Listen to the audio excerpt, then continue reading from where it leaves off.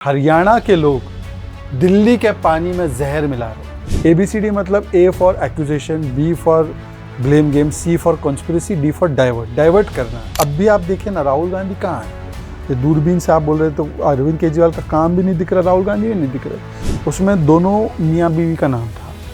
मतलब कि जो लोग कहते थे कि हम परिवार के दूसरे सदस्य को नहीं आने देंगे, उनकी पत्नी का मैं बड़ा सम्मान करता हूँ, पर उनकी पत्नी का राजनीतिक रूप से क्या कॉन्ट्रीब्यूशन है? तो राहुल जी इसलिए नहीं दिख रहे हैं क्योंकि राहुल जी को पता है कि राहुल जी को 2 महीने बाद फिर से दोस्ती करनी है। इसको मैं कहता हूँ सिचुएशनशिप। 2-4 महीने पहले इनका लोकसभा में चल रहा था, इनका जैसे महाराष्ट्र में कहते हैं टाका बिड़ गया था, अब वो टाका टूट गया है, तलाक पे आ चुके हैं, अब फिर से 2 महीने बाद दोस्ती करनी है। जैसे आज संबित जी ने कहा किसमिस है, तो ये वो एक दूसरे को किस करते हैं, तो वो एक दूसरे को रैली में मिस करना पड़ेगा। पॉइंट ये था कि ये कांग्रेस को हराते हैं, कांग्रेस का वोट बैंक ले लेते हैं। जैसे दिल्ली में साफ कर दिया, पंजाब में हाफ कर दिया, कांग्रेस ने माफ़ कर दिया, पर भाजपा को गुजरात में नहीं हरा पाए, हरियाणा में नहीं हरा पाए, उत्तर प्रदेश में नहीं हरा पाए। जितना लोग जस्टिन ट्रूडो से नाराज़ है कनाडा में, उससे ज़्यादा केजरीवाल से नाराज़ है। मैं तो घूम रहा हूँ, मैंने बहुत सारी विधानसभाएं कवर की है।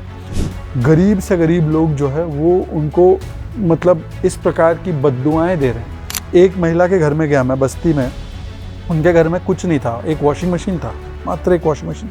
15,000 का बिल है उनका बिजली का। सोचिए 15,000 बिल बनने में हमारी हालत टाइट हो जाएगी, उनका 15,000 का बिल है। वो बोल रही है मैं कैसे चुकाऊं?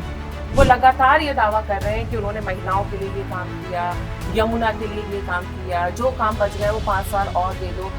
मैं इन चीज़ों में नहीं थकता हूँ। आप मुझे रात के 2 बजे उठाकर भी बोलोगी ना चलिए हम जाते हैं केजरीवाल को एक्सपोज करने के लिए, तो मैं आपको बोलूँगा चलिए। एक महिला से मैं मिला, वहाँ पे उन्होंने मुझे एक टॉयलेट दिखाया जो सरकारी बना हुआ था दिल्ली का। फिर उन्होंने दरवाज़ा खोला तो उसमें दारू की बोतलें थी, और उन्होंने बोला कि इस केजरीवाल ने शराब के ठेके खुलवा दिए, मेरा मर्द जो है, मेरा हस्बैंड जो है, वो सारे पैसे शराब में गवा देता था, और यहाँ पे सारे जो गुंडा एलिमेंट टाइप है वो शराब ले आते थे और यहाँ पे दारू पीते थे टॉयलेट के अंदर। कोई योजना नहीं है। इन्होंने अभी घोषणा की है 2100 देंगे। मेरा सवाल नंबर 1, आपने 1000 रुपये देंगे ये घोषणा मार्च 2024 में की, मार्च से लेकर अभी तक लागू क्यों नहीं किया? जहाँ तक सवाल है कि हम देंगे, तो ये तो वही वाली बात हो गई ना कि 5 साल में यमुना साफ नहीं हुआ, फिर वो और 5 साल मांग रहे हैं। सड़कें यूरोप जैसी नहीं बनी, और 5 साल मांग रहे हैं। घर घर तक साफ पानी नहीं पहुंचा, और 5 साल मांग रहे हैं। तो इसकी क्या गारंटी है? ऐसा लगता है कि वो जो ट्रैप है, जो मुफ्त की रेवड़ी वाली बात का विरोध बीजेपी करती रही है, उसी ट्रैप पे वो यहाँ दिल्ली पर दोनों के बीच का सैद्धांतिक अंतर मैं आपको समझाता हूँ। जैसे ये दावा करते हैं कि हम 200 यूनिट बिजली फ्री देते हैं, ठीक है। हम लोग जो है बिजली हम भी फ्री देते हैं, और हम कैसे देते हैं? मोदी जी की सूर्य घर योजना, इन्होंने क्या वादा किया? पंजाब में हर बच्ची को, हर लड़की को 1000 रुपये देंगे। हमने ये वादा करते नहीं किया। तो हम लोग जब एक कोई स्कीम लॉन्च करते हैं, हम उसको फ्री के रूप से नहीं देखते, हम उसको सामाजिक दृष्टि से कैसे परिवर्तन ला सकते हैं। ये शिवराज चौहान, नरेंद्र मोदी और केजरीवाल में अंतर, तो ये हमको ज्ञान ना दे। ऐसा क्या हुआ था पिछले बार कि बीजेपी तब दिल्ली वालों को नहीं लुभा पाई, जबकि लोकसभा की 7 सीटें आई? ये क्या कहते थे? सबसे बड़ी बात इनकी जो अपील करती थी लोगों को, देखो लोगों को क्या लगता है कि 5-10 काम ना हो तो भी ठीक है, बंदा ईमानदार, बंदा काम करने के लिए हो सकता है अड़चन पैदा होती हो, पर ईमानदार व्यक्ति, ये एक लोगों के मन में छवि थी। पर शीश महल और शराब, इन दोनों चीज़ों ने जो केजरीवाल का तिलिस्म है उसको चकनाचूर कर दिया है। सुधीर जी, आपकी अगर पहुँच है तो मेरी सिक्योरिटी हटा दीजिए ना, ये मेरे पीछे घूम रहे हैं। दीपक चौरसिया को भी यही बोला था। और अब क्या लड़ाई है? एक ने ना, हाँ, Z+ 2 स्टेट की। हाँ। बताइए, आधे राज्य का मुख्यमंत्री 2 स्टेट की Z+ सिक्योरिटी लेकर घूमना चाह रहा है। मतलब यही तो सियासी धर्मांतरण है। चुनाव से 1 हफ्ते पहले, 10 दिन पहले ही शुरू हो जाता है। 10 दिन पहले कोई अदृश्य खतरा इनके खिलाफ आ जाता है, फिर कोई पानी फेंकता है, कोई ईंट फेंकता है, कोई थप्पड़ मारता है, और फिर वो ऐसा मुंह बना के कि देखिए जी हम पे कितना अत्याचार किया जा रहा है, ये भाजपा करवा रही है। फिर 15 में उन्होंने बोला कि हम देखिए स्कूल, हॉस्पिटल ये सब ठीक कर देंगे, मॉडल बनाएंगे, दिल्ली मॉडल बनाएंगे, पूरी देश दुनिया में दिल्ली मॉडल। 15 के बाद मॉडल की चर्चा बंद। 20 में इन्होंने बोला कि देखिए हम ईमानदार है जी, ये काम करने नहीं देते जी, हम करना चाहते करने नहीं देते जी। उसके बाद 20 के बाद आए तो फिर शीश महल शराब घोटाला, उसमें कोई बाधा नहीं आ रही थी, बाकी चीज़ों में बाधा आ रही। अब उनका ले देकर क्या बचा है? या तो वोट खरीदो या तो कैश देकर या तो ऑफर देकर। इस पर ये आ चुके हैं। देखिए उनकी राजनीति का पतन क्या हो। तो लोग भी समझ गए, लोग बड़े समझदार हैं। और इस बार मैं आपसे कह रहा हूँ, जितना गुस्सा अरविंद केजरीवाल के प्रति व्यक्तिगत रूप से उतना तो आम आदमी पार्टी के लिए नहीं है। आम आदमी पार्टी से ज़्यादा गुस्सा अरविंद केजरीवाल के लिए। मौलानाओं की जेबें भर रहे थे इतने टाइम से। इस बार उन्होंने बीजेपी का जो कहते हैं ना, बीजेपी की जो पिच है उस पर खेलने की कोशिश की। वो हमेशा ये कहते हैं, उन्होंने एक बात एक प्रेस कॉन्फ्रेंस में देखी थी कि अमित शाह जी के घर से कितनी दूरी पे किस तरह के वो हुए हैं, अपराध हुए हैं। हाँ। महिलाओं के लिए जो अपराध हुए हैं मैंने वो देखा, वो मैप उन्होंने बनाया। उसका मैप उनको ये मैप बनाना चाहिए कि केजरीवाल सेंटर में फिर कितनी दूरी पे विभव कुमार स्वाति मालीवाल का अत्याचारी, कितनी दूरी पर सोमनाथ भारती अपनी पत्नी का अत्याचारी, कितनी दूरी पे वो कौन है इनका एक है विधायक जो अभी मकोका में अंदर गया, बालियान, जो अलग अलग प्रकार के बयान देता है, कितनी दूरी पे इनके एक और विधायक है जिन्होंने महिलाओं पर अत्याचार किया था राशन कार्ड बनाते वक्त। इसकी सरकार ने बेहतर काम किया। उनके टाइम पे घोटालों की लिस्ट लेके जो केजरीवाल घूमते था, उनके पीछे घोटालों की फहरिस्त है। देखिए मैं कह सकता हूँ कि कांग्रेस और आम आदमी पार्टी, दरअसल ये दोनों जो है ना, अब इसको अन्यथा मत लीजिएगा, ये छोटे मियाँ बड़े मियाँ, ये दोनों छोटे मियाँ बड़े मियाँ, दोनों का तरीका सेम ही है। बड़े वादे करना है। एक बोलता है 4 जनरेशन से गरीबी हटाओ, ये बोलता मुझे और 5 साल दो, एक और जनरेशन दे दो। दूसरे दोनों तुष्टि करने में लीन। हिंदू सनातन को गाली देना, एंड मोमेंट पे जनेऊ कोट पे पहन लेना, तिलक लगा देना, टेंपल में चला जाना, हनुमान चालीसा वो भी उसका भी उच्चारण ठीक नहीं बोलना।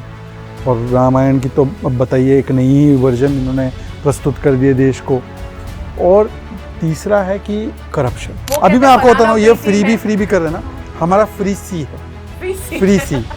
तो मुझे लगता है कि हम लोग free from Congress, corruption and this kind of राजनीति ऑफ बस आरोप लगाकर भाग जाएंगे। नमस्कार, पांचजन्य के सभी दर्शकों के लिए दिल्ली चुनाव के बीच में हम लेकर आए हैं शहजाद पूनावाला जी को, जो कि दूरबीन लगा के दिल्ली में कई जगह घूमते हुए हमें मिले।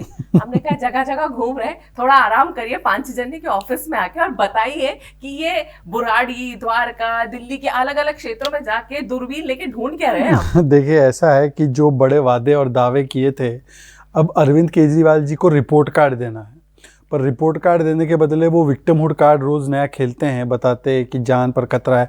आज तो उन्होंने अति कर दी।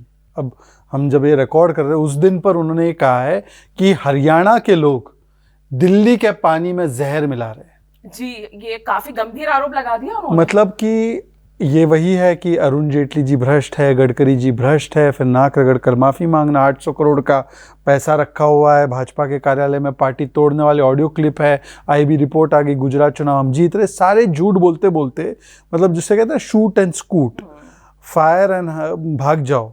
तो ये ABCD पे आ चुके हैं। ABCD मतलब नॉट जो मनीष सिसोदिया वाली ABCD, वो तो और ही कुछ 1 पे 1 फ्री थे। ABCD मतलब A for accusation, B for blame game, C for conspiracy, D for divert करना है।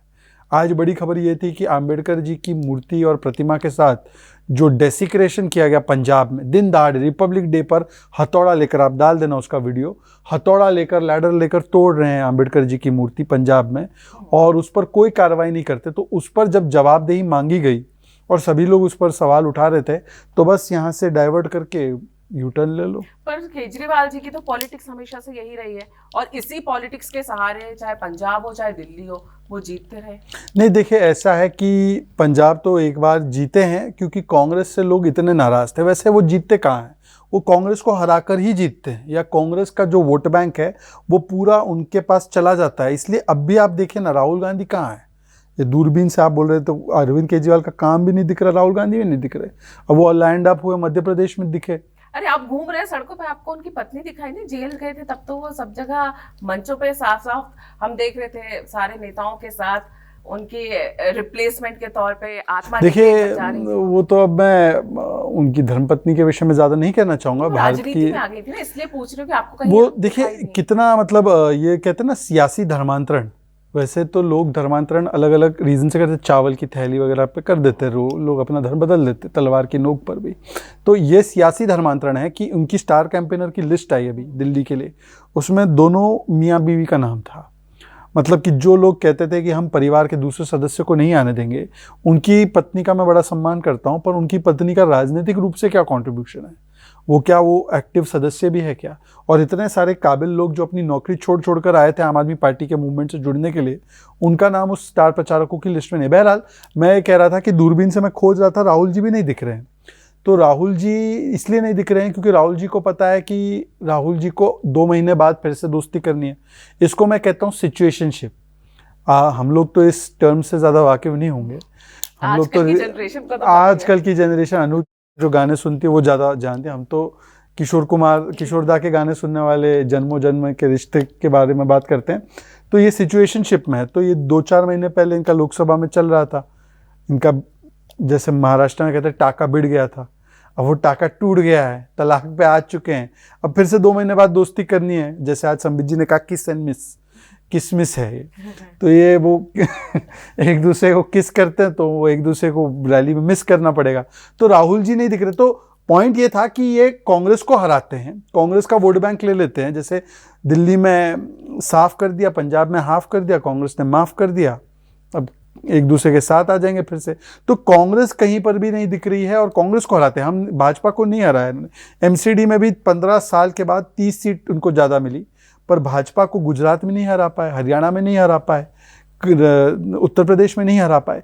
तो कुल मिलाकर मेरा कहना सिर्फ इतना है कि आज जब अरविंद केजरीवाल से जवाब मांगे जाते तो हर चीज़ पर डाइवर्ट करते हैं और अनर्गल आरोप लगाते हैं और लोग ऊब चुके हैं। जितना लोग जस्टिन ट्रूडो से नाराज है कनाडा में, उससे ज़्यादा केजरीवाल से नाराज है। मैं तो घूम रहा हूँ, मैंने बहुत सारी विधानसभाएं कवर की है। गरीब से गरीब लोग जो है वो उनको मतलब इस प्रकार की बद्दुआएं दे रहे हैं। क्योंकि मैं उनके घर में गया हूँ, आपने देखा होगा, मेरी वीडियोस भी देखी होंगी। मैं झुग्गी बस्तियों में गया, मैंने उनसे पूछा कि आपकी स्थितियाँ बदली है क्या? तो बोल रहे हैं कि हमें इन थोड़े पैसों से फ़र्क नहीं पड़ता। एक महिला के घर में गया मैं बस्ती में, उनके घर में कुछ नहीं था, एक वॉशिंग मशीन था, मात्र एक वॉशिंग मशीन। 15,000 का बिल है उनका बिजली का। सोचिए 15,000 बिल बनने में हमारी हालत टाइट हो जाएगी, उनका 15,000 का बिल है। वो बोल रही है मैं कैसे चुकाऊं, क्या फायदा है मुझे? और जहां भी हम देख रहे हैं केजरीवाल जी सोशल मीडिया पे या फिर कई देख रहे हैं, पॉडकास्ट भी कर रहे हैं या न्यूज चैनल्स में भी जा रहे हैं, वो लगातार ये दावा कर रहे हैं कि उन्होंने महिलाओं के लिए ये काम किया, यमुना के लिए ये काम किया, जो काम बच गया वो 5 साल और दे दो। उनके दावे यही है कि बीजेपी दुष्प्रचार कर रही है, वो बस हमें गाली देते हैं, हमने तो बहुत काम किया। यहाँ तक कि जो एक जगह उन्होंने अपने इंटरव्यू में ये भी बोला है कि जब उनसे पूछा गया कि 7,000 करोड़ यमुना के लिए दिए गए तो उन्होंने सिरे से खारिज कर दिया। यानी उनके ऊपर जो आरोप लगाते हैं वो खारिज कर देते हैं, लेकिन जो दूसरों पे लगाते हैं उसका कोई तथ्य नहीं देते। देखिए वो अगर ये कह रहे हैं कि 7,000 करोड़ कहाँ चले गए, ये कौन सी रिपोर्ट थी, उनको नहीं पता है, तो फिर उनको डीपीसीसी से ले लेना चाहिए, दिल्ली पोल्यूशन कंट्रोल कमेटी। ये दिल्ली सरकार के तहत आती है, उनकी रिपोर्ट है और ये हर जगह छपी हुई है। और यमुना जी को 5 साल में साफ करने का वादा 2020 का नहीं था। वैसे कई सारे लोग ये वाली क्लिप दिखाते हैं, राजदीप सरदेसाई वाली, मैं अब पूरा भर के सुनाऊंगा, आप रोकना मत। तक का टाइम मांगा है, 25 तक ना करूं तो मेरे को वोट मत देना। इसी तरह से 5 साल का टाइम चाहिए। हाँ, 5 साल के लिए ये 20 में बोला है, अगली बार वोट ये राजदीप को करेंगे 2024 ठीक है, पर ये 20 में पहली बार नहीं बोला है। अब ये देखिए 5 साल में यमुना को 15 खूबसूरत बना देंगे। ठीक है, आप अपने बच्चों के साथ पिकनिक मनाने के लिए यमुना के तट पर जाना शुरू करेंगे। 5 साल ये भी इनका, फिर ये दूसरा मनीष, ये हमारा पूरा, ये 15 में बोल रहे हैं कि यमुना को पूरी तरह साफ कर देंगे। 5 साल के अंदर अपने 16 करना है कि दिल्ली के एक एक व्यक्ति को यमुना के तट के ऊपर। तो 2015, 16, 17, 18 ये हर वर्ष ये कह रहे थे और फिर 20 में कहा कि अब 5 वर्ष में अगर मैं नहीं करता तो वोट मांगने नहीं आऊंगा। आपने बोला आइए भाई साहब आप आ जाइए, चाय नहीं रोकनी, चाय रख दीजिए आप। हाँ, चाय केवल रखिए, बाकी सब हटा दीजिए। तो ये ट्रूली एक पॉडकास्ट है, पॉडकास्ट में ये सब चलता है, मतलब बाकी जो होता है वो फॉर्मल इंटरव्यू होता है। नहीं वैसे आप थक भी गए होंगे, अभी भी आप नहीं, मैं थकता नहीं हूँ, बस ठीक है, धन्यवाद। धन्यवाद। दिल्ली में इतनी जगह घूम के आए तो एक अदरक की चाय तो कुछ नहीं, धन्यवाद। मैं इन चीज़ों में नहीं थकता हूँ। आप मुझे रात के 2 बजे उठाकर भी बोलोगी ना चलिए हम जाते केजरीवाल को एक्सपोज करने के लिए, तो मैं आपको बोलूँगा चलिए। तो फिर उसी से बात करते हैं ना। तो महिलाओं के विषय पर मैं केवल बोल देता हूँ। ये कहते हैं महिलाओं के लिए उन्होंने बहुत कुछ काम किया। सबसे पता है सबसे बड़ी चीज़ जो महिलाएं मुझे बोलती है, एक महिला से मैं मिला, वहाँ पे उन्होंने मुझे एक टॉयलेट दिखाया जो सरकारी बना हुआ था दिल्ली का। फिर उन्होंने दरवाज़ा खोला तो उसमें दारू की बोतलें थी और उन्होंने बोला कि इस केजरीवाल ने शराब के ठेके खुलवा दिए, मेरा मर्द जो है, मेरा हस्बैंड जो है, वो सारे पैसे शराब में गवा देता था और यहाँ पे सारे जो गुंडा एलिमेंट टाइप है वो शराब ले आते थे और यहाँ पे दारू पीते थे टॉयलेट के अंदर, और इसकी वजह से पूरी कानून व्यवस्था बिगड़ गई। महिलाओं के लिए वो विषय है, वो भूली नहीं है कि स्कूल के, कॉलेज के पास, स्कूल के पास या मंदिर के पास, मस्जिद के पास, गुरुद्वारे के पास ठेके खुले थे। पर जब ये यहाँ है पे बात करते दूसरा, हैं तो साफ एक- पानी नहीं पहुंचा घर तक। नहीं, महिलाओं की अगर हम बात करते हैं वो तो कहते हैं कि जो हमने फ्री बस सर्विस महिलाओं को दी है, उसके अलावा जो 2500 रुपए की योजना दिया, कहते हैं महिलाओं के लिए इतना काम करते हैं। एक सेकंड, लेकिन पहले तो हकीकत क्या योजना है? 2500 की नहीं है, कोई योजना नहीं है। इन्होंने अभी घोषणा की है 2100 देंगे। मेरा सवाल नंबर 1, आपने 1000 रुपए देंगे, ये घोषणा मार्च 2024 में की, मार्च से लेकर अभी तक लागू क्यों नहीं किया? जैसे महाराष्ट्र में हमारी सरकार थी, मध्य प्रदेश में हमारी सरकार, मध्य प्रदेश में तो 2005 से हम कितनी स्कीम चला रहे बेटियों के लिए। महाराष्ट्र में हमने बोला कि हम देंगे तो हमने 3-4 किस्त दे दी ना, चुनाव से पहले। आप दे देते हैं, चुनाव तो अब नोटिफाई हुए, फिर चुनाव प्रक्रिया शुरू हुई, तो एमसीसी लगने से पहले 1 किस्त 2 किस्त क्यों नहीं दी? पंजाब में तो बोला है ना 1000 रुपए, कितनी महिलाओं को मिला? और जहां तक सवाल है कि हम देंगे, तो ये तो वही वाली बात हो गई ना कि 5 साल में यमुना साफ नहीं हुआ, फिर वो और 5 साल मांग रहे हैं। सड़कें यूरोप जैसी नहीं बनी, और 5 साल मांग रहे हैं। घर घर तक साफ पानी नहीं पहुंचा, और 5 साल मांग रहे हैं। तो इसकी क्या गारंटी है? हमने तो किया है। और देखिए, हम केवल जैसे ना, हम लोग के और इनके मॉडल में अंतर मैं बताता हूँ। कई लोगों को लगता है देखिए हम उनको फॉलो कर रहे हैं। बिल्कुल, ये लगता है जब आप भी है ना इस तरह की घोषणा करते हैं कि महिलाओं को हम इतने रुपए देंगे या ये मुफ्त में देंगे, तो ऐसा लगता है कि वो जो ट्रैप है, जो मुफ्त की रेवड़ी वाली बात का विरोध बीजेपी करती रही है, उसी ट्रैक पे वो यहाँ दिल्ली पर दोनों के बीच का सैद्धांतिक अंतर मैं आपको समझाता हूँ। जैसे ये कहते, दावा करते हैं कि हम 200 यूनिट बिजली फ्री देते हैं, ठीक है। हम लोग जो है बिजली हम भी फ्री देते हैं, पर हम कैसे देते हैं? मोदी जी की सूर्य घर योजना है, सन पे सोलर रूफ लगा दो घर पे। सोलर रूफ अभी तो शुरू हुई है, तो 40 लाख घरों में लगा है, और भी लगेंगे। वहाँ से बिजली आपको फ्री, एनवायरनमेंट पे नो बोझ, टैक्स पेयर पे नो बोझ, और एक्स्ट्रा बिजली पैदा हुई तो उसको आप बेचो। मोदी जी और केजरीवाल जी के काम करने में, अच्छा वो 200 यूनिट जो फ्री देने का दावा कर रहे हैं, वो सरकार तो बनाती नहीं है, कंपनी बनाती है बिजली, कंपनी को 200 यूनिट का पैसा दे रहे हैं, तो मतलब आर्थिक बोझ। और जैसे कंपनी मान लीजिए कि वो थर्मल प्लांट है, थर्मल तो नहीं होगा पर जो भी होगा वो पर्यावरण पर बोझ। तो मोदी जी और केजरीवाल जी में ये मूल अंतर है। मोदी जी अगर कोई चीज़ ऐसे देती भी है तो वो ऐसे देते हैं जिससे कि पर्यावरण और आर्थिक उस पर कोई असर, दुष्प्रभाव ना पड़े, टैक्स पेयर को कोई फर्क नहीं पड़ेगा इससे। दूसरा उदाहरण देता हूँ, आपने बोला महिलाओं को फ्री चीज़ों का। मध्य प्रदेश में जब शिवराज सिंह चौहान जी की सरकार आई, 2005 से ये हम लोगों ने जर्नी शुरू की, या मोदी जी की भी अगर जर्नी देखोगे बेटियों को एम्पावर करने का, वो 2001 से शुरू होती। क्यों? क्योंकि गुजरात और मध्य प्रदेश दोनों ही जगहों पर हमारी फीमेल फीटिसाइड ज़्यादा थी, सेक्स रेशियो में महिलाओं का बहुत कम नंबर था, और उन सेक्स रेशियो को या फीमेल फीटिसाइड को प्रिवेंट करने के लिए पहली बार इन योजनाओं को हम लोगों ने शुरू किया। क्योंकि वो सामाजिक, हम लोग देखिए जितना भी हम स्वीकारना तो पड़ेगा कि हम पुरुष प्रधान देश रहे हैं, तो इसकी वजह से बच्चियों को कोख में ही मार देना, या दहेज वाली व्यवस्था की वजह से बेटियों को एक प्रकार से बोझ समझना, या बेटियों को नौकरी या एजुकेशन के लिए न भेजना, या स्कूल में टॉयलेट न होना, उसकी वजह से बेटियों को स्कूल नहीं भेजते थे क्योंकि वो बेचारी टॉयलेट कहाँ जाए, या ये सारी चीज़ें थी। उन चीज़ों को सिस्टमैटिकली एड्रेस किया गया, जैसे कि स्कूल ड्रॉप आउट कम करने के लिए स्कूल में टॉयलेट बनाना। आज हर पूरे देश में टॉयलेट बन गए, ओपन डेफिकेशन फ्री हो गए। या बच्चों के देखरेख के लिए पैसा देना, लाडली लक्ष्मी जैसी योजना शुरू करना। या मेधावी बच्चियां हैं 10वीं के बाद या 12वीं के बाद, उनको ग्रेजुएशन में स्कूटी देना। ऐसा नहीं कि हर बच्ची को दे दिया। इन्होंने क्या वादा किया पंजाब में? हर बच्ची को, हर लड़की को 1000 रुपए देंगे। हमने ये वादा कतई नहीं किया। हमने कहा कि एक अमुक कैटेगरी की जो बीपीएल होगी, या उनकी एक एनुअल इनकम जो भी एक है, वो तय करके हमने ये सारी चीजें दी। या वो तय करके हमने बोला कि जो अच्छे मार्क्स पाती है उसको बाइक देंगे, ताकि वो ग्रेजुएशन के लिए एकदम स्कूटी वाली दीदी बन के जाए। या ड्रोन वाली दीदी हम बना रहे हैं। अब ड्रोन दीदी का क्या काम है? ड्रोन दीदी ड्रोन चलाएगी, किसानी में मदद करेगी, रेवोल्यूशन आएगा, सोशल रेवोल्यूशन आएगा कि भाई लड़की ड्रोन चलाती है, लड़की ट्रैक्टर भी चला सकती है। तो हम लोग जब एक कोई स्कीम लॉन्च करते हैं, हम उसको फ्री के रूप से नहीं देखते, हम उसको सामाजिक दृष्टि से कैसे परिवर्तन ला सकते हैं। ये शिवराज चौहान, नरेंद्र मोदी और केजरीवाल में अंतर है। तो ये हमको ज्ञान ना दे इसके बारे बात में। अगर हम करते हैं, ये जो योजनाओं की आप बात कर रहे हैं, मोदी जी की जो योजनाएं रही हैं वो भी लगातार 10 साल हो गए हैं प्रधानमंत्री रहते हुए, और देश ने समर्थन दिया है, देश ने अपना मैंडेट दिया है उनको। लेकिन जब वही बात दिल्ली पे आती है, दिल्ली वालों पर आती है, तो 5 साल पहले भी केजरीवाल जी जो थे उनकी यही रणनीति थी, जिसमें ऑटो वालों को हमने देखा था बड़ी संख्या में उनके साथ जुड़े थे, महिलाएं जुड़ी थी, युवाओं को जोड़ने की उन्होंने कोशिश की थी। ऐसा क्या हुआ था पिछले बार कि बीजेपी तब दिल्ली वालों को नहीं लुभा पाई, जबकि लोकसभा की 7 सीटें आई, और इस बार उस हार से क्या सबक सीखते हुए आपने सुधार किया है इन चुनावों में? देखिए, मुझे लगता है कि हम तो अपनी रणनीति राजनीति पर अडिग है। हुआ क्या है कि इन लोगों ने जो बड़े बड़े वादे दावे किए थे, चाहे वो नैतिकता के तर्ज पर हो या डिलीवरी के, दोनों ही जगह वो बुरी तरह फेल हुए। और सबसे बड़ा झटका जो लगा है इनको, ये क्या कहते थे, सबसे बड़ी बात इनकी जो अपील करती थी लोगों को, देखो लोगों को क्या लगता है कि 5-10 काम ना हो तो भी ठीक है, बंदा ईमानदार है, बंदा काम करने के लिए हो सकता है अड़चन पैदा होती हो, पर ईमानदार व्यक्ति, ये एक लोगों के मन में छवि थी।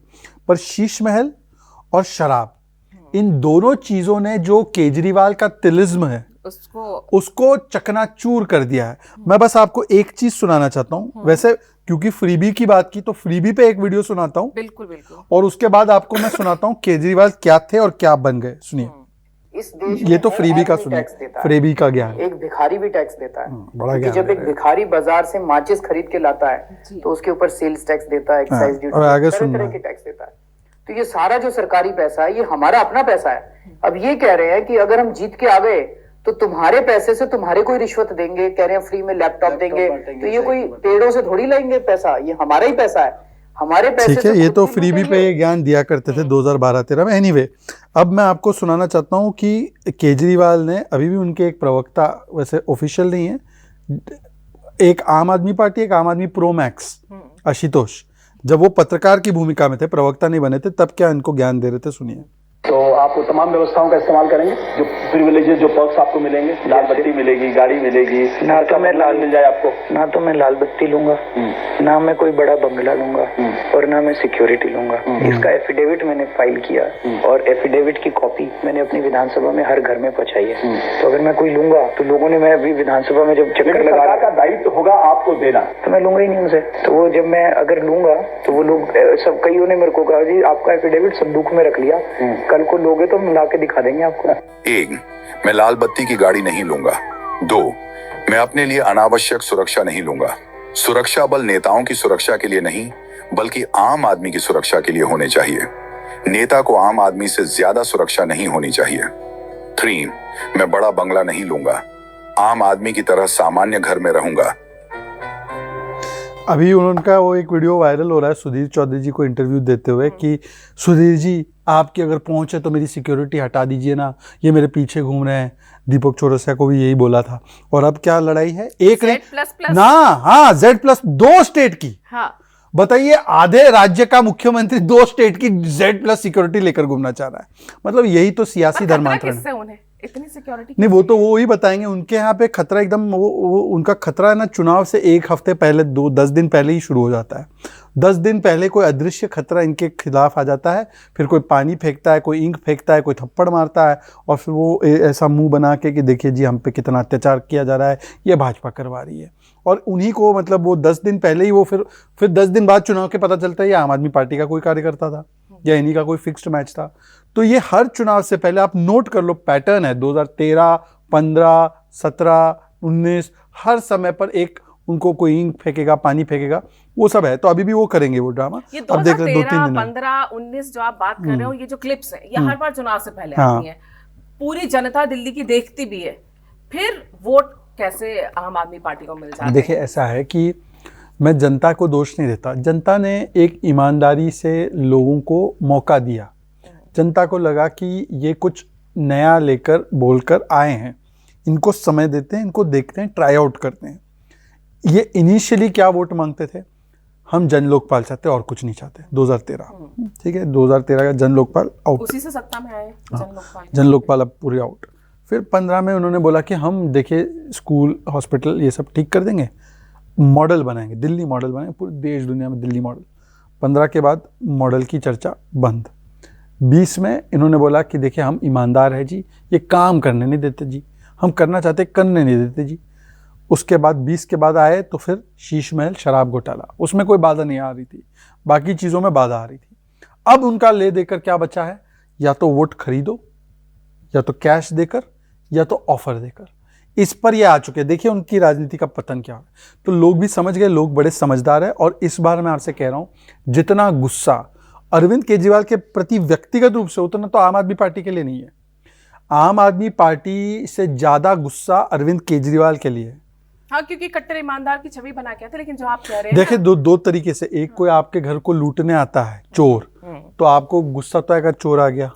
और अगर कोई एकदम आपका दोस्त बनकर आए धोखा देने के लिए, जैसे इनको आपको लग रहा है आपको मिली जनता ऐसी जो कह रही है हाँ धोखा दे रहे हैं। हाँ, अच्छा मुझे ये याद आया कि अरविंद केजरीवाल, अब वो रामायण भी उनको नहीं पता। जैसे उन्होंने बोला कि रावण जो है, रावण हिरण बन के आया है। उन्होंने कहा रावण सोने का हिरण बन के आया, जबकि मारीच, और मारीच को मारीच जी बोला उन्होंने। अब उनको पूछेंगे पांचजन्य, तो वो बता नहीं पाएंगे कि पांचजन्य का क्या सिग्निफिकेंस है महाभारत में। तो एनीवे पॉइंट ये है कि ये है चुनावी हिंदू, मतलब वैसे हनुमान चालीसा मैं बोलता हूँ, ये सब बोलते हैं, पर असलियत में क्या है, उनकी असलियत जो है ना लोगों को नजर आ गई। अब पुजारी ग्रंथी याद आए? बिल्कुल, मैं आपसे ये पूछने वाली थी, पिछले बार मौलानाओं सबकी मौलानाओं की जेबें भर रहे थे इतने टाइम से। इस बार उन्होंने बीजेपी का जो कहते हैं ना, बीजेपी की जो पिच है उस पर खेलने की कोशिश की है। हिंदुत्व का जो चोला जो हम देखते हैं पहनने की कोशिश की है। भले पहले पिछले बार हनुमान मंदिर जाना, हनुमान भक्त बताना, खुद को जो नास्तिक बताते थे अचानक आस्तिक होना, और फिर अब पुजारी ग्रंथियों को जो 18,000 रुपए देने की उन्होंने बात कही है। कहीं लगता है कि ये जो बीजेपी का वोटर है उन्हें खींचने के लिए जो कोशिश की जा रही है, जब उसमें वो सफल होंगे। जब आपके पास ओरिजिनल है तो आप जेरोक्स कॉपी के लिए नहीं जाएंगे, ठीक है ना। ओरिजिनल है, लोगों के पास ओरिजिनल है, ओरिजिनल के बाद कोई जेरोक्स कॉपी नहीं देखता भाई। ये वो लोग हैं जिनके, सुना ही देता हूँ ना, इतना सारा वीडियो लेकर आया हूँ, सुनाऊंगा तब तो डेटा लेके चलते हैं। हाँ, मैं वॉकिंग टॉकिंग, ये देखिए आईपैड वाले जो है ना, आईफोन, एप्पल आईफोन वाले, इनको स्पॉन्सर करना चाहिए हमारा सारा काम। मैंने जितना प्रचार आईपैड का किया है। तो ऐसा है कि ये वो व्यक्ति है जिन्होंने, आपको याद होगा, बोला था कि नानी ने बोला है कि मंदिर नहीं, सुनिए। मस्जिद का ध्वंस हुआ तो मैंने नानी से पूछा, नानी अब तो आप बड़े खुश हो गए, अब तो आपके भगवान राम का मंदिर बनेगा। कहती है ना बेटा, मेरा राम किसी की मस्जिद तोड़ के ऐसे मंदिर में नहीं। तो जिनके नेता बोलते हैं, उनके एक नेता है गोपाल इटालिया, उन्होंने बोला कि मंदिर शोषण का घर है, वहाँ सत्संग में महिलाएं डैश डैश की तरह तालियां बजाती है। मनीष सिसोदिया साहब ने बोला कि अयोध्या में यूनिवर्सिटी हॉस्पिटल बना दो। अरे भाई, दिल्ली में बना नहीं पाए, और आप वेटिकन के बारे में बोलो ना, वहाँ पे हॉस्पिटल बनाओ। आप बोलो ना मक्का मदीना के बारे में। वो कह रहे हैं अब तीर्थ यात्रा के लिए ट्रेनें चला रहे हैं। सब बताता हूँ।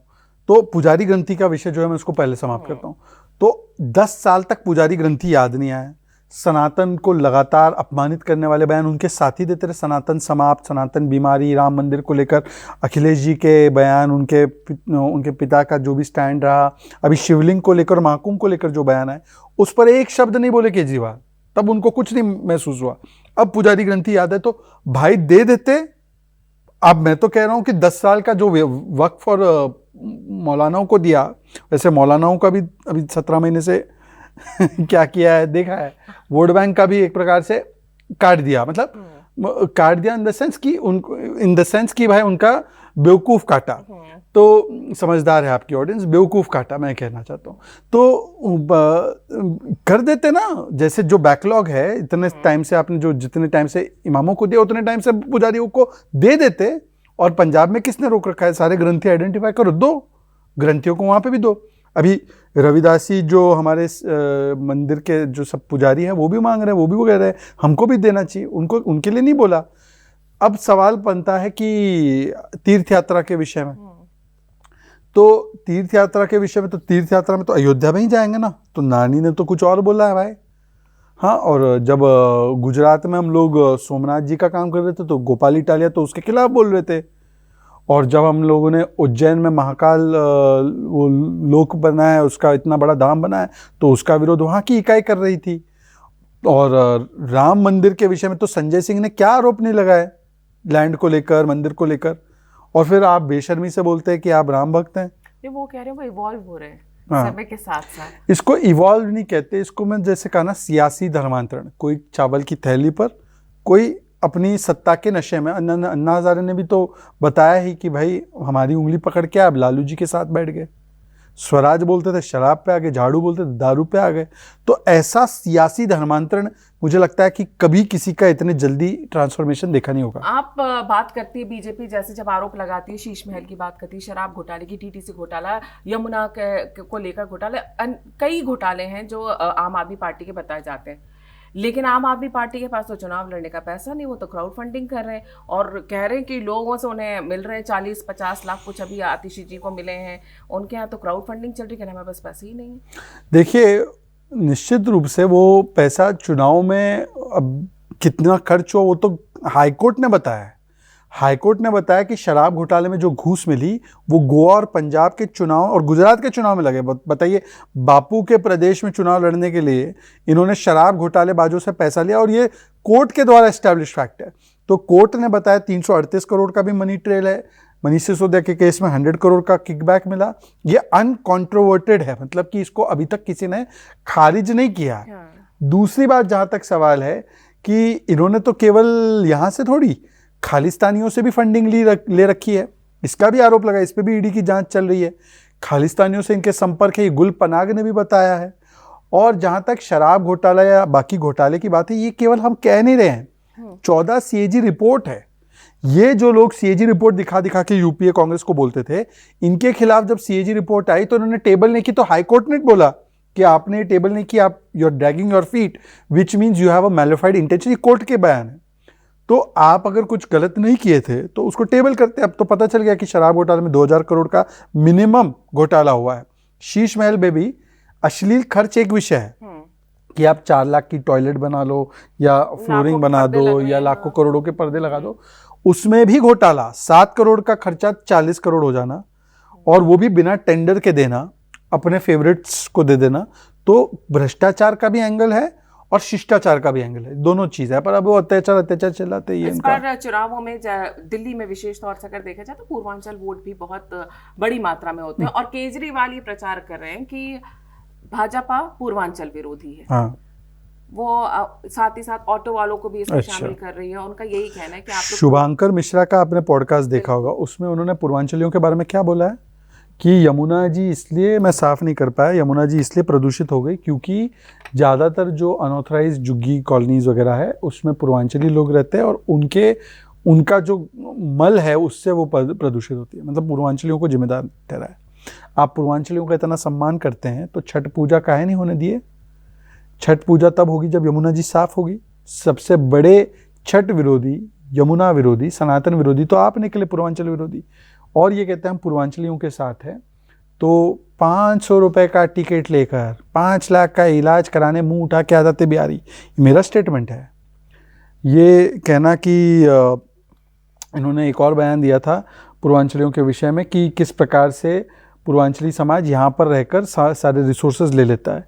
इनके साथी जो है डीएम के, उन्होंने कहा कि यूपी बिहार के लोग ये पानी पूरी बेचने वाले हैं, टॉयलेट क्लीनर्स है। इन्होंने क्या स्टैंड लिया पूर्वांचली समाज के लिए? ये बाकियों को बोलते हैं। और भाजपा का देखिए, भाजपा का मैं आपको काम गिनाता हूँ। सबसे बड़ी बात, पूर्वांचल, अभी तो दिल्ली से हमने देखा पूर्वांचल एक्सप्रेस वे यूपी, वो तो बन गया, विकास वहाँ पे पहली बार पहुँचा है, एम्स बन रहा है, बड़े बड़े अस्पताल बने। पूर्वांचल की एक खबर जो पूरे देश को हमेशा ये करती थी, स्तब्ध करती थी, वो थी जापानीज एंसेफेलाइटिस। हजारों डेथ्स योगी जी के आने के बाद, बड़ी समस्या थी। 1000 बच्चे हर साल, 1000 बच्चे से नीचे आंकड़ा आता ही नहीं था। हर साल वो बड़ी खबर के तौर पे हम इतने साल से न्यूज़ मीडिया में, अब 17 से लेकर 24 तक, 25 तक, आप मुझे बताओ कि कितने डेथ्स है। एक आध कोई अगर हो गया हो तो हो गया हो। ये है काम, ये योगी जी का, मोदी जी का काम है। पूर्वांचल के लोगों के लिए विकास के काम अनगिनत गिना सकता है। ये तो वही बात हो गई ना, अब जाके वो जाट वाले आरक्षण पे बोलने लगे। अरे भाई, अभी बोला था ना, परवेश वर्मा को बोलते देशद्रोही, परवेश वर्मा को गाली देते बोलते देशद्रोही है तू। परवेश वर्मा को अनेकों प्रकार की गालियां देने के बाद बोलते हैं हम जाट समाज के साथ हैं, और क्या बोलते हैं कि जाटों का आरक्षण। भाई, केंद्र ने तो जाटों का आरक्षण करके दिया था, सुप्रीम कोर्ट ने उसको डिसमिस किया, उसको खारिज किया 2015 में। तो उसके बाद एक ही तरीका था कि स्टेट गवर्नमेंट जो है, हर स्टेट गवर्नमेंट अपने अपने ओबीसी कमीशन से, बैकवर्ड क्लास कमीशन होती है, बैकवर्ड क्लास कमीशन से रिकमेंडेशन दे और पारित करे असेंबली में। हमने हिमाचल में दिया जाटों को, हमने उत्तर प्रदेश में दिया जाटों को, हमने राजस्थान में दिया जाटों को। आप दिल्ली में थे, आपने दिल्ली में क्यों नहीं बताया? स्पेशल सेशन बुलाकर मोदी जी को गालियां दी। आपने कभी स्पेशल सेशन बुलाकर जाटों के आरक्षण की पैरवी की? नहीं, उनको तो मोदी जी और राज्यपाल जी काम नहीं करने देते हैं। नहीं, वही तो मैं कह रहा हूँ ना कि राज्यपाल जी काम नहीं करने देते, पर फिर भी काम के नाम पर वोट मांगने की बात करते हैं। फिर भी बोलते हैं कि हमने world best health model, world best education model बना दिया, और ऐसा एजुकेशन मॉडल बनाया कि जिसमें मनीष सिसोदिया का बेटा विदेश पढ़ता है, जिसमें 9th स्टैंडर्ड में कितने बच्चे फेल होते हैं इनको पता नहीं है सर जी को। World health best health model ऐसा बना है कि राघव चड्ढा आँख की ऑपरेशन कराने विदेश घूमने चले जाते हैं। वो आतिशी जी का भी तो चल रहा है, कभी आतिशी जी मोहल्ला क्लिनिक कभी नहीं की, राहुल कंवल से बोला है। और खुद सर जी और उनके जो साथी है वो कौन से सरकारी अस्पताल में इलाज कराते हैं। सरकारी अस्पताल में, अभी मैं एक हॉस्पिटल में गया था, नाम मेरे से स्लिप हो रहा है, कुत्ते थे, पेशेंट नहीं थे, कुत्ते घूम रहे थे। और दिल्ली में पता है 3 करोड़ की आबादी ऑलमोस्ट, कितने सीटी स्कैन मशीन है दिल्ली की सरकारी हॉस्पिटल में? तृप्ति जी अंदाजा कीजिए, कोई रफ फिगर दो। केजरीवाल जी से पूछने तो 15 लाख बता रही है। वो तो कुछ भी बता सकते हैं। 6 ये हाई कोर्ट की टिप्पणी थी उस पर। 6 सीटी स्कैन मशीन। बाकी तो मैं मोहल्ला क्लिनिक पे जाऊँ, मोहल्ला क्लिनिक में तो कितना भ्रष्टाचार किया, लैब टेस्ट वहाँ पे। अच्छा, मोहल्ला क्लिनिक कोविड के समय पे आपने कभी का यूज़ किया? ना वैक्सीन लगाने के लिए, ना टेस्ट कराने के लिए। क्या हो रहा था वहाँ पे आप ही को पता है। तब तो सरकार ऑक्सीजन नहीं दे रही थी ना, केंद्र सरकार दिल्ली को। मैं वही कह रहा हूँ ना कि ऑक्सीजन नहीं दे रही थी, पर आपकी प्राथमिकता ये थी कि आप तो जो है शीशमहल बना रहे थे, और ऑक्सीजन नहीं दे रही थी। मोदी जी ने न केवल ऑक्सीजन बल्कि 2 वैक्सीन दी, और वो दोनों वैक्सीन पूरे देश में कितने करोड़ों लोगों को डोज लगे, 200 करोड़ से अधिक डोज लगे, सबसे तेज़ी से डोज लगे, और हमारी वैक्सीन उसी समय पे आए जिस समय पर पूरी दुनिया को वैक्सीन मिल रही थी। ये पहली बार हुआ, वरना तो हमने 30-30 साल के बाद वैक्सीन मिलती थी पोलियो की और बाकी बीमारियों की। तो मोदी जी ने जो काम किया वो तो दुनिया ने देखा है, देश ने देखा है कोविड में क्या काम हुआ। पर आपको मैं सिर्फ इतना पूछना चाहता हूँ कि मोहल्ला क्लिनिक में होता क्या है, वो ज़रा बता दो। फेक लैब टेस्ट, वो तो एक आंकड़ा अगर आप देखोगे उसका फेक लैब टेस्ट में, कि उन्होंने बताया कि इतने पेशेंट देख लिए कि हर पेशेंट के लिए मतलब मात्र 20 सेकंड में अपने पेशेंट को चेक करके टेस्ट कर दिया। ऐसे तो हो ही नहीं सकता। ये इस प्रकार से घोटाले हुए हैं। या तो मोहल्ला क्लिनिक के नाम पे लैब टेस्ट की कंपनियों को पैसा बढ़ा दिया गया है, या तो जो है बड़ा भ्रष्टाचार किया गया है। और हॉस्पिटल नए बता दो, 20 नए हॉस्पिटल में से कौन से नए हॉस्पिटल बने? देखो, नहीं, मोहल्ला क्लिनिक के लिए मैं, पांची जंडे ने खुद भी इस पे स्टोरीज की थी, आप हमारे यूट्यूब चैनल पे भी देख सकते हैं। जब मोहल्ला क्लिनिक में हमारी टीम गई थी तो वहां पर टूटे हुए कमरे थे, दवाइयां जमीन पे पड़ी हुई थी, कई एक्सपायरी थी, और वही दारू की बोतलें वहां पर। बहुत सारे लोग बोलते हैं कि ऐसे कई मोहल्ला क्लिनिकों का जायजा पांच जने की टीम ने भी लिया है। इसलिए आपकी जो बात है ये हमने खुद जाके, हमारे पत्रकारों ने पड़ताल की थी और वो देख कर आए थे। अब वही बात होती ना कि अगर आप 10 चीजें बनाए और उसमें से एक अच्छी बता दें और कहें यही सबका रिप्रेजेंटेशन करती है। हाँ, उसमें ये है कि वो बताना चाहते हैं कि एक अच्छा बना के उस पर विज्ञापन करोड़ों का करके कि ये ऐसा है, पर ये पूरा मॉडल नहीं है। वो एक उन्होंने केवल एक दिखाने के लिए, दिखावट के लिए बनाया है, और ऐसा उन्होंने बहुत जगह पे किया है। जैसे आपको याद है उन्होंने क्या बोला था, पोल्यूशन हम ख़त्म कर देंगे अगर पंजाब हाथ में आ जाए, पराली हम 0 कर देंगे। क्यों? क्योंकि हमारे पास बायो डिकम्पोजर है। बायो डिकम्पोजर छिड़क देंगे पंजाब में, पराली समाप्त हो जाएगी। पंजाब की पराली से प्रदूषण होता है। आ गए पंजाब में, पराली का क्या हुआ? अब वो कह रहे हैं कि तो पूरा वेस्टर्न इंडिया, सेंट्रल इंडिया, नहीं, वो तो बोल सकते हैं कि इजराइल ने जो बम गिराया गाजा में उसकी वजह से भी प्रदूषण। उनको बोलने के लिए थोड़ी कोई रोक है। जो बोल हरियाणा के लोग पानी में जहर डाल रहे तो कुछ भी बोल सकते हैं, बोलने के लिए कुछ भी बोल सकते हैं। पर उनसे पूछिए कि वो बायो डिकम्पोजर का क्या हो। बायो डिकम्पोजर बना 64 लाख का, उस पर विज्ञापन दिया 24 करोड़ का, और वो बायो डिकम्पोजर डिकम्पोज हो गया। कहाँ है? कि 5 साल दो, हम वो भी कर देंगे। वो उनका लगातार यही कहना है कि बस 5 साल और यमुना भी साफ हो जाएगी, 5 साल और ये जो पराली है ये भी खत्म हो जाएगी, 5 साल और दिल्ली में सब कुछ सुधर जाएगा, पाइपलाइन घर घर पानी आ जाएगा, साफ पानी आ जाएगा। आप जब गए दूरबीन लेकर दिल्ली में, मतलब ये बोल रहे हैं कि 11 साल में कुछ नहीं किया, आप 5 साल और दे दो। हाँ, तो उसमें से आप, उनका ये कहना है कि जो सरकार है, केंद्र सरकार है, उसने उनको जेल में डाल दिया तो उनकी टीम डिस्टर्ब हो गई। अच्छा, ये तो मुझे सबसे इलॉजिकल लगता है और पता नहीं क्यों पॉडकास्टर पूछते नहीं, उनसे पूछे सर जी पर आपके पास तो डिपार्टमेंट नहीं था, मान लीजिए आपको भी जेल में डाल दिया, वैसे कोर्ट डालती है और आपके पूछा गया था तो उन्होंने ये बताया है, उसका उन्होंने जवाब दे दिया है कि वो डिपार्टमेंट इसलिए नहीं लेते क्योंकि सारे डिपार्टमेंट को सुपरवाइज करते हैं। तो बाकी मिनिस्टर इनकॉम्पिटेंट है, कहना क्या चाह रहे हैं? तो वही बता सकते हैं। और ऐसा है, सुनिए, तो जब वो बोल रहे हैं कि मेरी टीम को भी जेल में डाल दिया था, तो अगर आप सुपरवाइज कर रहे थे तो टीम को डाला नहीं डाला उससे क्या फर्क पड़ा? या आपके पास मंत्रालय कोई भी नहीं था और आपको डाला तो आपकी टीम इनकॉम्पिटेंट है क्या? और सबसे बड़ी बात तो ये है कि अगर आप इतना ही कटिबद्ध थे इसके लिए तो आप बोलते ना मैं मुख्यमंत्री पद छोड़ता हूं, भाई मेरे साथी चला ले पर मेरे दिल्ली वासियों का काम ना रुके। ये नहीं बोल रहे, वो बोल रहे मैं तो सत्ता में रहूंगा जेल में जाकर। लालू जी ने भी ये नहीं किया, जयललिता ने भी ये बेशर्मी नहीं दिखाई थी कि भाई जेल में जाने के बाद वो मुख्यमंत्री बने रहे। ये बेशर्मी केवल इस व्यक्ति ने दिखाई है और फिर वो बोलता है कि ये 3 काम इसलिए नहीं हुए क्योंकि मुझे तो जेल में मुख्यमंत्री रहना था। जेल भी तो उनके अंडर में आता है, वो भी उनके अंडर में आ रहा है और वो भी हमने देखा कि कैसे वहां पे भी उगाही का काम शुरू कर दिया था सुकेश से। एक चीज जो अब बात करते हैं, ये तो केजरीवाल जी के जो भी चीजें, जो क्लिप्स हैं सोशल मीडिया पे वायरल है, बीजेपी की रणनीति की अगर हम बात करें, क्योंकि ये सारी चीजें लगातार चलती रही हैं। बीजेपी ने अपना संकल्प पत्र काफी देर से जारी किया।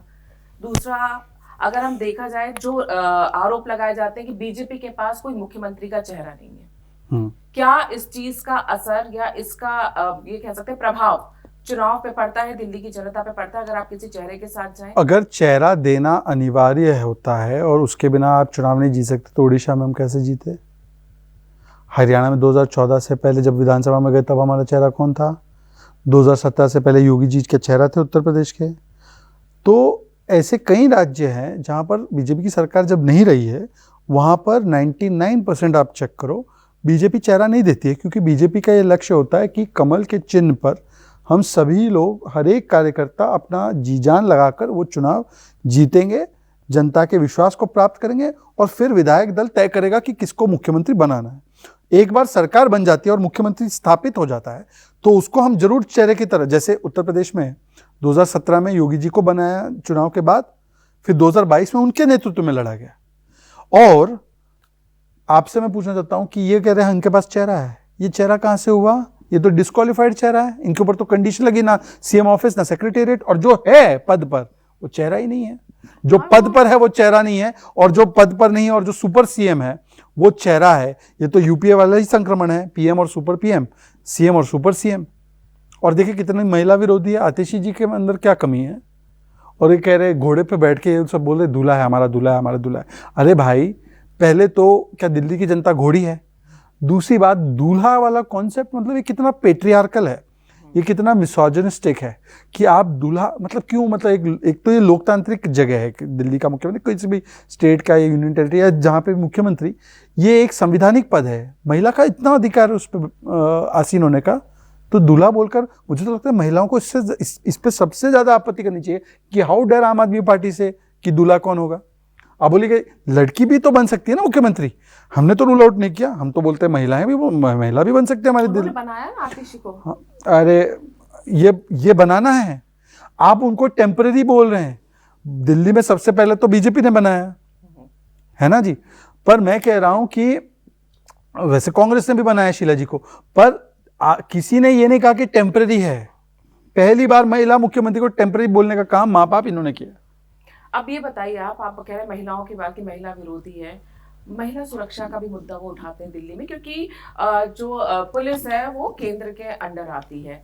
वो हमेशा ये कहते हैं, उन्होंने एक बार तो एक प्रेस कॉन्फ्रेंस में देख रही थी कि अमित शाह जी के घर से कितनी दूरी पे किस तरह के वो हुए हैं, अपराध हुए हैं। हाँ। महिलाओं के लिए जो अपराध हुए हैं वो मैंने वो देखा, वो मैप उन्होंने बनाया, उसका मैप उनको ये मैप बनाना चाहिए कि केजरीवाल सेंटर में फिर कितनी दूरी पे विभव कुमार स्वाति मालीवाल का अत्याचारी, कितनी दूरी पर सोमनाथ भारती अपनी पत्नी का अत्याचारी, कितनी दूरी पे वो कौन है इनका एक है विधायक जो अभी मकोका में अंदर गया, बालियान, जो अलग अलग प्रकार के बयान देता है। कितनी दूरी पे इनके एक और विधायक है जिन्होंने महिलाओं पर अत्याचार किया था राशन कार्ड बनाते वक्त। तो मुझे लगता है कि महिलाओं पर कम से कम आम आदमी पार्टी ना बोले, स्वाति मालीवाल की पार्टी ना बोले, पहली बात। दूसरी बात, अपराध के विषय में आपने सही बोला, लॉ एंड ऑर्डर क्या है, केंद्रीय विषय। केंद्र के चुनाव कब हुए, किसको मिले 7 में से 7, इन दोनों के साथ आ जाने के बाद कि जेल का बदला वोट से दो, किसको मिला? तो क्या दिल्ली की जनता मूर्ख है? उन्होंने वोट नहीं दिया केंद्र के विषयों पर। केंद्र के विषयों पर law and order Amit Shah ji के, मोदी जी के शासन में दिल्ली की बेहतर हुई है, इसलिए 7 सीट मिली। मैं आपको उदाहरण देता हूँ, 2004 से लेकर 14 का पीरियड याद कीजिए।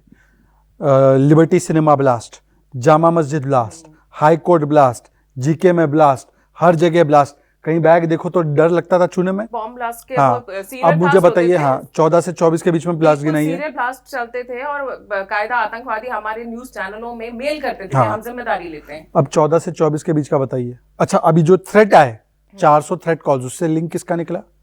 उस एनजीओ का जो अफजल गुरु की पैरवी करती है, जिसका आइडियोलॉजिकल झुकाव किसकी तरफ है। और ये लॉ एंड ऑर्डर की बात कर रहे हैं, पंजाब में इन्होंने क्या किया? गोल्डन टेम्पल, स्वर्ण मंदिर के बाद गोली चली है सुखबीर बादल पर, सिद्धू मूसेवाला दिन दहाड़े समाप्त, आरपीजी का हमला किया गया पुलिस के हेडक्वार्टर पर। पिछले 20-30 दिन में आप देखना, मुझे लगता संभवतः 5 जने की या ऑर्गेनाइजर की रिपोर्ट थी कि 10 ग्रेनेड अटैक हुए पंजाब में, खालिस्तानियों के लिए फ्री रन, और ये हमको लॉ एंड ऑर्डर पे ज्ञान दे रहे हैं। भेजा है ना उन्होंने विभा कुमार को, वहाँ काफी बड़ी जिम्मेदारी दी है पंजाब में। अब बताइए, वहाँ पे वहाँ की महिलाएं और भी सुरक्षित महसूस कर रही होंगी। अब क्या बताया जा सकता है कि यही दिखाता है कि आम आदमी पार्टी आज की तारीख में उसके पास अपने काम गिनवाने के लिए, मैंने तो गिनवाया, मैंने तो बोला कि देखो मैं केंद्र के, हालांकि केंद्र का चुनाव नहीं है, पर मोदी जी ने 60,000 करोड़ रुपए दिए दिल्ली के लिए, 60,000 करोड़ रुपीज। मोदी जी ने eastern western peripheral express way दिया, जिससे कि 30,000 ट्रक बाहर चले गए, जिससे कि प्रदूषण कम हुआ। मोदी जी ने मेट्रो दिया, मोदी जी ने 400 फेम इलेक्ट्रिक बस दी, मोदी जी ने 13,000 करोड़ और मेट्रो के 4th फेज के एक्सपेंशन के लिए दिया, मोदी जी ने यशो भूमि दी, मोदी जी ने भारत मंडपम दिया, मोदी जी ने आम्बेडकर का सेंटर दिया, मोदी जी ने 72 लाख लोगों को राशन दिया, मोदी जी ने 3,000 करोड़ का पेंशन दिया, मोदी जी ने 3,000 करोड़ का यूनिवर्सिटी का पैसा दिया, मोदी जी ने केंद्र की जो हॉस्पिटल्स दी। अब आप अपना 5 काम गिनाओ, 5 काम नहीं गिना सकते इनके प्रवक्ता। आप जो बात कर रहे हैं, हमने जगह जहाँ चेहरे नहीं देते बीजेपी, मोदी जी के चेहरे पे या मोदी जी के नाम पे ये चुनाव लड़ा जाता है। दिल्ली में भी मोदी जी, आप जिस तरह से बता रहे कि मोदी जी ने देश भर में ये कहा, तो दिल्ली की जनता उसी नाम पर दे। लेकिन अगर दिल्ली बीजेपी की, मैंने नाम नहीं, मैंने बोला काम। exactly, मोदी जी का काम, चेहरा दिखाई देता है कि मोदी जी का काम मतलब मोदी जी का चेहरा।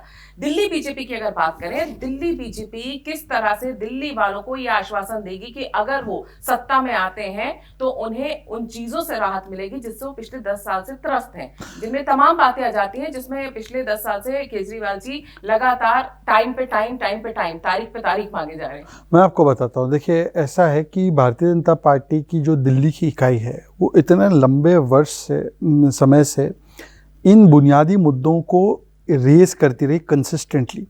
और केवल रेज करना एक विषय नहीं होता है, इसके साथ साथ एक कंस्ट्रक्टिव रोड मैप भी बनाने का काम पूरी तरीके से किया गया है, चाहे वो पोल्यूशन हो, चाहे वो गार्बेज हो, चाहे वो यमुना की सफाई हो। अब कल ही की बात है, जब हमारा 30वां पार्ट जो था संकल्प पत्र का, जब उसको घोषित किया गया तो अमित शाह जी ने बताया कि जैसे हमने साबरमती रिवर फ्रंट बनाया है, साबरमती रिवर फ्रंट का कंपैरिजन आप कीजिए, वहाँ पर साबरमती भी एक समय पे बहुत गंदी नदी होती थी, उसको क्लीन करवाकर, उसको सफाई करवाकर, सुएज ट्रीटमेंट प्लांट लगाकर, उसका ब्यूटिफिकेशन रिवर फ्रंट का करके ऐसा सुंदर बनाया कि भाई ये राघव चड्ढा जी वहाँ पर गए थे पूजा अर्चना करने, यमुना जी में नहीं खड़े हो पाएंगे, हमने करके दिखाया। अब 2-4 दिन पहले वो कोल्ड प्ले का कॉन्सर्ट देखो अहमदाबाद में, क्या इंफ्रास्ट्रक्चर बना है, मैंने भी देखा और वहाँ का डेवलपमेंट हम खुद भी देख कर आए हैं, इसलिए तो हमने किया है हम। अच्छा, मैं आपको दूसरा इसका उदाहरण देता हूँ। मोदी जी का चेहरा तो एक ठीक है, आप बोलेंगे मोदी जी के नाम पे हम चुनाव लड़ते हैं, मोदी जी के नाम पे हम तब लड़ सकते हैं जहाँ पे सरकार नहीं हो, ठीक है। उसके बाद सरकार जब आ जाती है 5 साल के बाद, एक चीज नोट किया आपने, गुजरात में लगातार सरकार रिपीट, मध्य प्रदेश में सरकार अभी रिपीट, हरियाणा में तीसरी बार रिपीट, गोवा में रिपीट, महाराष्ट्र में रिपीट, त्रिपुरा में रिपीट, असम में रिपीट। कितनी जगहों पे हमारी सरकार रिपीट की होती है? उत्तर प्रदेश में जहाँ कभी नहीं होती थी रिपीट, उत्तराखंड में जहां सरकार बदलने का रिवाज था रिपीट। इसका मतलब मोदी जी के नाम पे ही नहीं, भाजपा का काम ऐसा होता है कि सरकारें 5 साल के बाद और भी बड़े मैंडेट से रिपीट होती है। और मुझे बता दो कांग्रेस की एक सरकार 2011 के बाद रिपीट हुई हो, इनकी बता दो। ये उत्तर प्रदेश में कितनी सीटें लड़े, कितना मिला इनको? नोटा से कम। गोवा में नोटा से कम, मध्य प्रदेश नोटा से कम, महाराष्ट्र नोटा से कम, हरियाणा नोटा से कम। ये सब जगह के नोटा से कम लेकर है, नोटा के साथ चुनाव लड़ रहे हैं ये लोग। अच्छा, अब आप जो है दिल्ली में जगह जगह घूम रहे हैं, एक तो रिपोर्टर वाला काम जो है आजकल सारे नेता करने लगे। मैं कपिल जी को भी देखती हूँ, कपिल मिश्रा जी भी अपने वीडियोस बना अच्छा, आशुतोष पत्रकारिता छोड़ के प्रवक्तागिरी करे तो ठीक है, सुप्रिया श्रीनेत प्रवक्ता बन जाए तो ठीक है, हम कोई थोड़ा रिवर्स गियर में चले तो हम बदनाम। नहीं, काम अच्छा करिए, देश की जनता के लिए किए तो सब बढ़िया है। नहीं, बिल्कुल जो भी कर रहे हैं, अच्छे से करें। कम से कम 5 जन्य वालों को ये बोलने का अधिकार नहीं है, क्योंकि आपके तो जो भी महान संपादक रहे, देखिए दोनों ही पब्लिक सर्विस है, चाहे पत्रकारिता हो या एक राजनेता के रूप में या सामाजिक कार्यकर्ता के रूप में आप काम करते, दोनों ही समाज के लिए करना है, जागृति करनी है, जागरण करना है, इशू को उठाना है, ईमानदारी से बात लोगों तक पहुंचानी है। तो मुझे लगता है कि मैं तो 5 जने से इंस्पायर्ड हूँ, इसलिए मैं कर रहा हूँ। अच्छा, अब ये बताइए, क्योंकि आप निश्चित तौर पे जब भी अब आप बीजेपी के प्रवक्ता हैं, जब आपसे पूछेंगे दिल्ली में कौन जीतेगा, तो आप तो देख कर भी आए और दावा लगातार बीजेपी भी कर रही है कि हम जीतेंगे। अगर जीतते हैं तो इस जीत की वजह केजरीवाल से जनता का त्रस्त होना है या फिर बीजेपी पे भरोसा दिखाना है, और कांग्रेस क्यों नहीं? देखिए, एक तो किस लिए जीतेंगे मैं आपको बताता हूँ, दोनों फैक्टर्स का कॉम्बिनेशन है। एक तो ये है कि लगातार बीजेपी जो है अपनी बातों पर खरी उतरती है और उसकी पॉलिटिक्स ऑफ क्रेडिबिलिटी है। पॉलिटिक्स ऑफ क्रेडिबिलिटी मतलब जो मोदी जी गारंटी देते हैं, गारंटी पूरी होने की गारंटी है। और दूसरी जगह अरविंद केजरीवाल की क्राइसिस ऑफ क्रेडिबिलिटी है। तो हम अपनी politics of performance and credibility और वो उनकी क्राइसिस ऑफ क्रेडिबिलिटी, दोनों क्रेडिबिलिटी के विषय है, दोनों क्रेडिबिलिटी के विषय पर एक क्राइसिस की वजह से हारेगा और दूसरी परफॉर्मेंस की वजह से जीतेगी। ये दोनों में हम दोनों क्रेडिबिलिटी के ही ऊपर चुनाव लड़ रहे हैं, हमारी करने की क्रेडिबिलिटी, उनकी धोखा देने की क्रेडिबिलिटी। इस बीच में कांग्रेस बिल्कुल ही कांग्रेस तो एक चीज आपसे पूछते हो, आप पहले कांग्रेस में भी रहे हैं।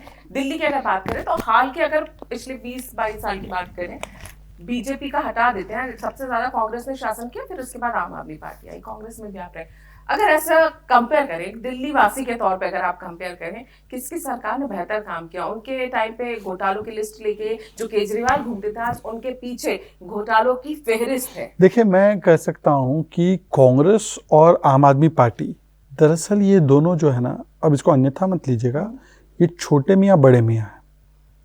ये दोनों छोटे मियाँ बड़े मियाँ, दोनों का तरीका सेम ही है, बड़े वादे करना है। एक बोलता है 4 जनरेशन से गरीबी हटाओ, ये बोलता मुझे और 5 साल दो, एक और जनरेशन दे दो। दूसरे दोनों तुष्टिकरण में लीन, हिंदू सनातन को गाली देना, एंड मोमेंट पे जनेऊ कोट पे पहन लेना, तिलक लगा देना, टेंपल में चला जाना, हनुमान चालीसा वो भी, उसका भी उच्चारण ठीक नहीं बोलना, और रामायण की तो अब बताइए एक नई वर्जन इन्होंने प्रस्तुत कर दिए देश को। और तीसरा है कि करप्शन। ये तीनों चीज़ों पे कोई डिफरेंस लगता है आपको? मिरर इमेजेस है, दोनों मिरर है एक दूसरे के। कभी एक छोटा दिखता है, एक दूसरा बड़ा दिखता है, दूसरा बड़ा दिखता है, एक छोटा दिखता है, तो दोनों में कोई भी नहीं। अभी मैं आपको बता रहा हूँ, ये फ्री भी कर रहे ना, हमारा फ्री सी है, free C, free from corruption, free from commission, free from conspiracy theory, हर चीज में conspiracy, and free from Congress. हम फ्री सी ऑफर कर रहे हैं, एंड सी थ्रू द दूरबीन। हाँ, वो सी पर, ये सी वाला वो सी लगा दोगे पर SEEC है, हाँ सी। तो मुझे लगता है कि हम लोग free from Congress, corruption and this kind of राजनीति ऑफ बस आरोप लगाकर भाग जाना। कभी आप कब तक दिल्ली में कहाँ घूमेंगे, और ये घूमने का मेन उद्देश्य क्या है? जनता तक सच्चाई दिखाना या बीजेपी को लेकर भी आगे चीजें लोग जनता तक पहुंचाना? दोनों ऑब्जेक्टिव्स है, 3 ऑब्जेक्टिव्स है एक्चुअली। देखिए, एक तो ये है कि स्टूडियो से चुनाव नहीं लड़ सकते, स्टूडियो से आपको सड़क पे आना पड़ेगा, सड़क पे चुनाव लड़े जाते हैं। स्टूडियो में तो केवल वो, और वो भी आजकल जो मीडिया एड्स देते हैं ये लोग, तो एक 1 साइडेड नैरेटिव चलाते हैं। हरियाणा का चुनाव स्टूडियो में बैठ के जीते क्या? महाराष्ट्र का स्टूडियो में तो सब हमारे खिलाफ थे। यही बड़े बड़े ज्ञानी, ये जो आशुतोष और प्रीति चौधरी और आपकी तो कॉलीग रही होंगी, एक वोट नहीं मिल रहा, मैं गई यहाँ पे वहाँ पे, ये सब मराठा इनके खिलाफ हो चुके हैं, ये सब इनका ज्ञान था। फिर वो बाबा योगेंद्र यादव जी, ओहो आंधी आ रही है, सुनामी आ रही है, ये आपको याद है ना वीडियो, तो ये स्टूडियो में लड़ रहे थे। तो मैंने बोला इस बार स्टूडियो त्याग देते, सड़क पे चलते, और सड़क पर जो है तो अलग ही दृश्य दिख रहा है मुझे। दूसरा ऑब्जेक्टिव ये है कि ये जो चीज़ें ये लोगों की लाइफ में मैटर करती है। हम लोग बहुत कंफर्टेबल ज़िंदगी जीते हैं, तो हम लोगों को पता नहीं चलता कि असलियत में लोगों की चुनौतियाँ क्या है। हम लोगों को लगता है भाई इशू क्या है कि उसने कुछ बोल दिया, मुझे गाली दे दी, मैंने इसको गाली दे दी, तो दोनों गालियों पे लड़ रहे स्टूडियो में। क्या असलियत में ये इशू है जनता के लिए? नो, असलियत में जनता के लिए इशू पता है क्या है? मैं महिलाओं से बात किया तो शराब पी के लोग आ जाते हैं, बेटियों को छेड़ते हैं, या वो आ जाते हैं और वहाँ पे उनके घर के पास सड़क नहीं बनी, या राशन कार्ड नहीं उनके पास वर्षों से। तो ये उनके असली मुद्दे हैं। और तीसरा ये है कि भाई जनता के बीच में जाएंगे तो जनता के बीच में उनको दिखाएंगे भाई ये सारे क्लिप्स, और याद कराएंगे कि केजरीवाल जी ने क्या बोला था आपसे और क्या दिया है। तो ये 3 उद्देश्य से कि स्टूडियो से सड़क पर और जनता के बीच का सेंटिमेंट क्या है वो समझो और उन तक अपनी बात पहुंचाओ। आखिरी सवाल मेरा आपसे है कि आप जा रहे हैं, आप सोशल मीडिया पे काफी एक्टिव रहते हैं जी। आपकी अच्छी खासी फॉलोइंग भी है। जिस तरह से आपने बोला कि स्टूडियो से चुनाव नहीं जीता जाता, उसी तरह से ये भी कहा जाता है कि सोशल मीडिया पे एक वेव चलाकर भी चुनाव नहीं जीता जाता। इस बात से आप कितना सहमत हो? और जब सोशल मीडिया पे आप ये चीजें डालते हैं तो क्या इसका कोई फायदा उतना होता है, या जो कहा जाता है कि वेव बनती है? नहीं, सोशल मीडिया आजकल हम लोग क्या है ना, हम सोशल मीडिया को डिजिटल मीडिया से कंफ्यूज कर रहे हैं। डिजिटल मीडिया और व्यापक है सोशल मीडिया। सोशल मीडिया कुछ प्लेटफॉर्म्स हो सकते हैं, पर डिजिटल मीडिया जो है, क्योंकि मोदी जी ने अब देखिए 10 साल में क्या हुआ है, हर एक आदमी के हाथ में एक से अधिक स्मार्टफोन, एक स्मार्टफोन तो ज़रूर आ चुका है। 80-90 करोड़ लोगों के पास स्मार्टफोन, क्योंकि भारत में बनने लगे, हम इंपोर्ट करने की जो थी वो स्थिति कम हो गई और एक्सपोर्ट करने की स्थिति में आ गए।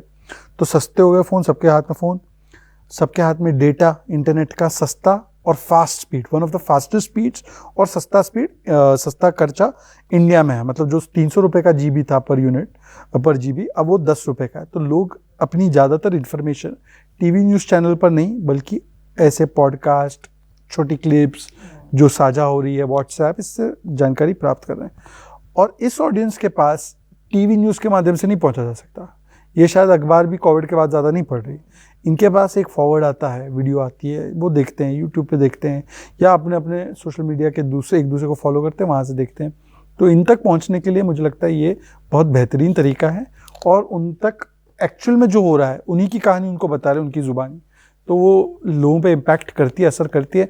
मेरी ही वीडियो मैंने डाली और मुझे कितने जगह से वही चीज़ फॉरवर्ड होके आती है। तो जब वो फॉरवर्ड होके मेरे पास ही आती है तो मैं समझ जाता हूँ कि भाई ये सब लोगों ने देख ली है। कई बार नुकसान भी होता है, डीप फेक वाला जो मामला हमने लोकसभा हाँ, में वो देखा तो था, अमित शाह जी के क्लिप को किस तरह से, देखिए वो तो ऑफ कोर्स एक जैसे हम टेक्नोलॉजी आगे बढ़ेगी तो डीप फेक का, आर्टिफिशियल इंटेलिजेंस का गलत इस्तेमाल होगा, पर वही चीज़ हम लोग आर्टिफिशियल इंटेलिजेंस का यूज़ भी कर सकते हैं उसको उतना काउंटर करने के लिए। मान लीजिए कि आप वही AI का ऐप लोगे और वो डीप फेक वाली वीडियोस में चलाओगे तो आपको वो दे देगा कि ये डीप फेक है या ये एडिटेड वीडियो है, फोटोशॉप वीडियो है।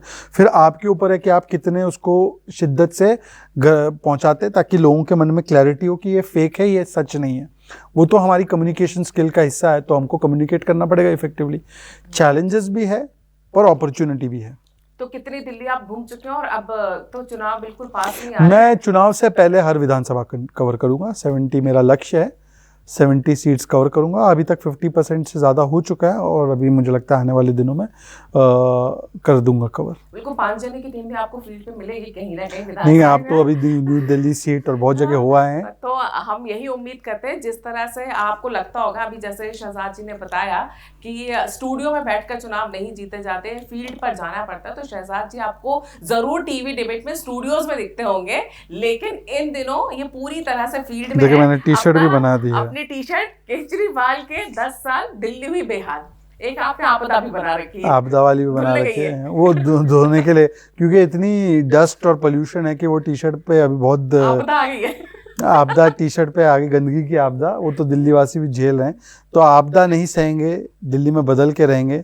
आपदा को हटाना है, दिल्ली को बचाना है, भाजपा को लाना है। बिल्कुल, उम्मीद यही करते हैं कि जो संदेश आप दिल्ली की जनता तक पहुंचाना चाहते हैं और जो बीजेपी का उद्देश्य है कि अपना संकल्प पत्र और अपनी छवि के बारे में और अपने काम को लेकर दिल्ली की जनता के बीच में पहुंचे। अब जनता क्या मैंडेट देती है ये तो अब 8 तारीख को साफ हो जाएगा, लेकिन हमारी आपको बहुत बहुत शुभकामनाएं। और 5 जनवरी के लिए आपने टाइम निकाला, इसके लिए बहुत बहुत मैं आभारी हूँ आपका। धन्यवाद। धन्यवाद।